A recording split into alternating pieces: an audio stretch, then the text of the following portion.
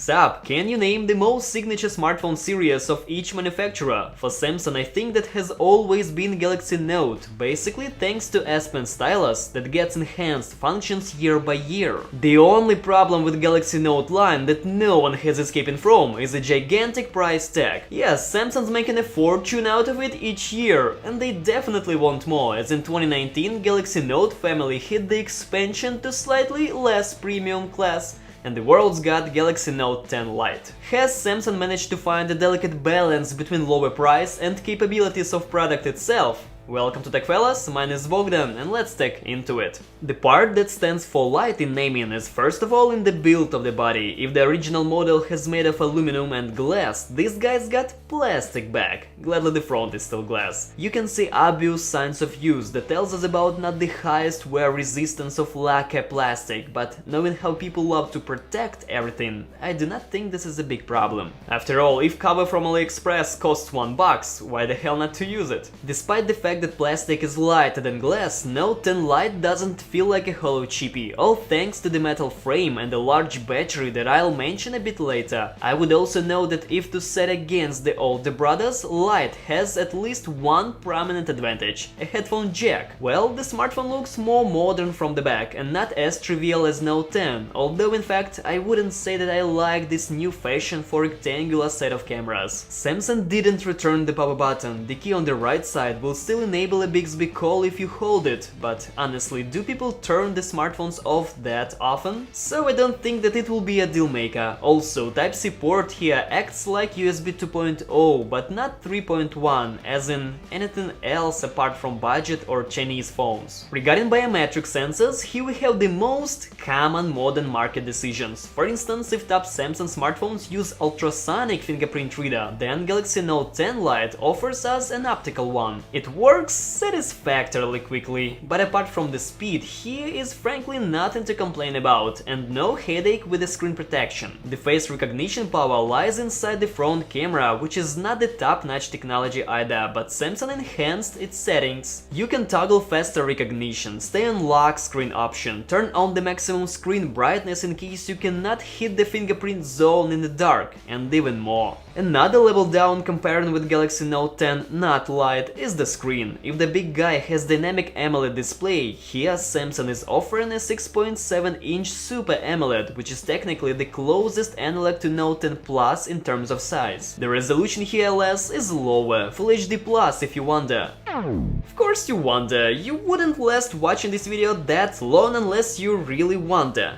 But I'm grateful, in any case. Okay, remember that older model had Quad HD+. Luckily, cause of the high screen quality, this difference feels not critical. The picture is seamless, without any graining, we found no separate pixels, and pen-tile artifacts can be seen only in artificially created conditions and when examined at closer range. In short, the life with 394 dpi is surely safe and sound. The only thing that the screen bows down to the latest Samsung developments is the maximum brightness, which is even visually lower than in Galaxy Note 10. In daily practice, even on a sunny day, the view from the screen of what soon is going to become a photo is clear whether the sun is in front or behind my back. It definitely could be better, but just for the sake of this, I would rather not pay extra to get Galaxy Note 10 Plus. In the list of screen settings, I frankly enjoyed the variety of things that I can change. A blue light filter, checked. A dark theme, checked. Color correction options, check. Even suddenly the edge menu. Why all of a sudden? Cause the screen is not bloody waterfall, and this, in my humble opinion, deserves a thumbs up. There is no option to deal with DC dimming, but I have good reasons to believe that it works by default, since PWM is not punching your eyes even on a low brightness. There are gestures too, but honestly we find Android buttons more attractive and user-friendly, so use it pretty much often in our videos. And among the things that you can enable here is the increased sensitivity of the screen for more comfortable swiping with gloves on your arms. Who would I be if I forgot to mention always on display? And who would Samsung be unless they include it here? Its configuration is almost as flexible as in the flagships. All the basic settings are in place except for, it seems, background pictures. The thing why some people would strongly prefer to buy Galaxy Note series smartphone is S Pen. The one that slides out of Galaxy Note 10 Lite knows 4096 pressure levels.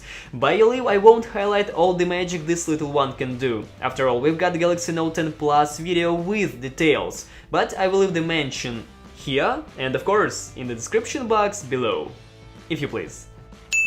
What I'm going to share with you is basically what this particular S Pen doesn't have. Apparently there is no gyroscope in it for doing stylus gestures in media and camera, kinda like in Harry Potter. So you can wave it until you lose your mind, nothing will happen. But Bluetooth is included because device still knows how to switch cameras, flip through photos and do other things with magic button. In short, I wouldn't say that potential buyers will suffer from a bit cut functions of this S Pen. Now let me tell you about hardware. The smartphone is built on more than 1-year-old Exynos 9810 chip, so for you to understand, these brains are from Galaxy S9, but in our case the low performance course frequency is reduced by 100 MHz. Graphics stably remained Mali G72 MP18. There are 6 or 8 gigs of RAM on choose and 128 gigs of storage in all variations. The standard of the memory is UFS 2.1. You can expand it only by sacrificing a second SIM card.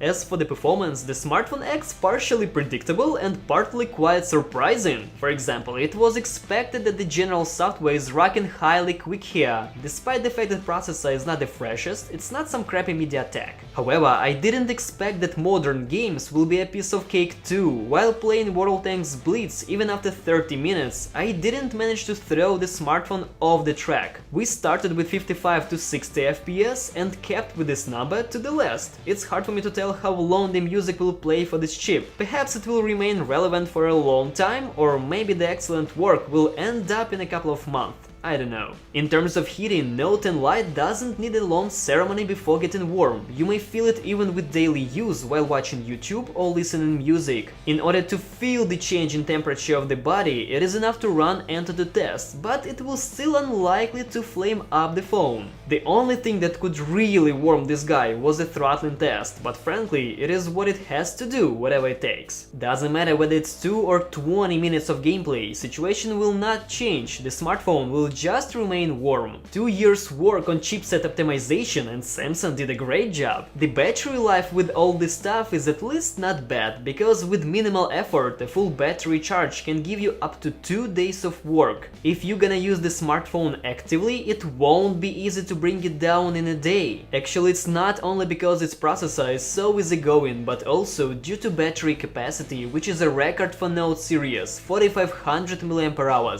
It's 200 more than in Galaxy Note 10 Plus. Time to talk about the sound. The good news, through headphones the smartphone sounds nicely, kinda a tradition for Samsung. There is a slight enhance in warmth and smoothness, but otherwise, by the standards of smartphones, everything is decent. Plus, there is a small margin in a maximum volume that should be enough for the smartphone to shout louder than almost any external noise, of course when used with appropriate headphones. Here comes the black line. The speaker is not so well here. The volume does its direct duties like ringing an incoming call and notification sound, but first of all, this doesn't mean that the speaker is very loud, it's just okay. Secondly, we can't call it a pleasant sound, it's harsh, choppy and squeaky. In general, we've heard better. Cameras have always been a strong side of Samsung flagship. What about this guy? In total, I can say that everything is good, but Note 10 Lite cannot be called the best camera phone for its budget. And here's why. To begin with, there are 3 cameras in total. If telephoto one shoots seemingly as well as the main camera, then the ultra-wide lens is no match for it. The outcoming photos from the latter one turns out to be blurry, and in order to fix this, the contour sharpness is enhanced to all the shots, which makes them not natural. It is 2 times optical zoom in our case. It makes bright objects to glow slightly, but apart from this, I have nothing to complain about telephoto lens. The photos are clear clear and certainly is pleasing, which is especially important when zooming. The main camera doesn't surprise with anything special, but it shoots well, and unlike some other brand smartphones, there are no traces of wild noise reduction and visual beauty enhancements, which is definitely good. There is a night mode in camera app, and I recommend using it only with the main camera and only in cases of very poor lighting or when you fight against contre-jour in the dark.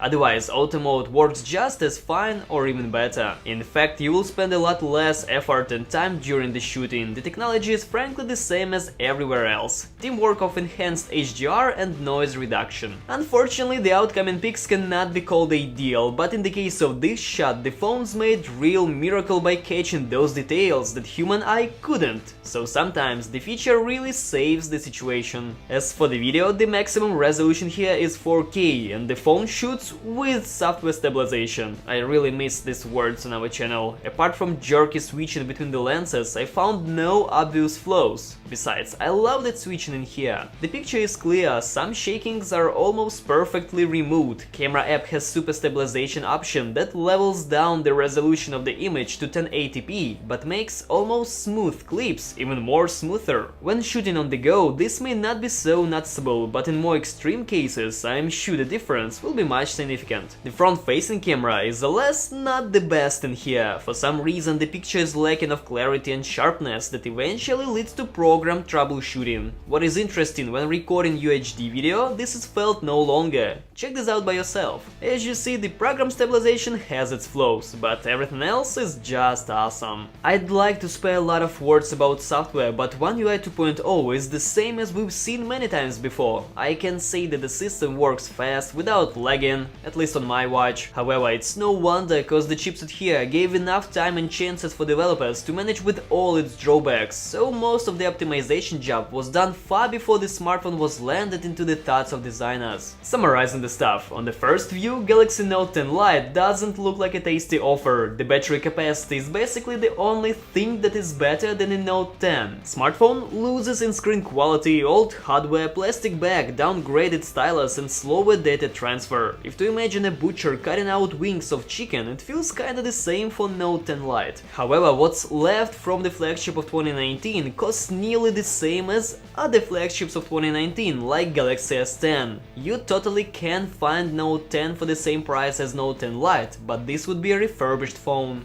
New one costs almost twice as much, and Note 10 Plus is even more expensive. And Note 9 looks to be forgotten somewhere on market shelves, has less powerful battery and likely to stop getting software updates earlier than the hero of this review. Hope you didn't lost in notes. In general, this is the phone for people who always needed a spend but never had enough wish to spend a lot of money on it. For you, Samsung now has an offer you simply cannot refuse, even despite all its shortcomings.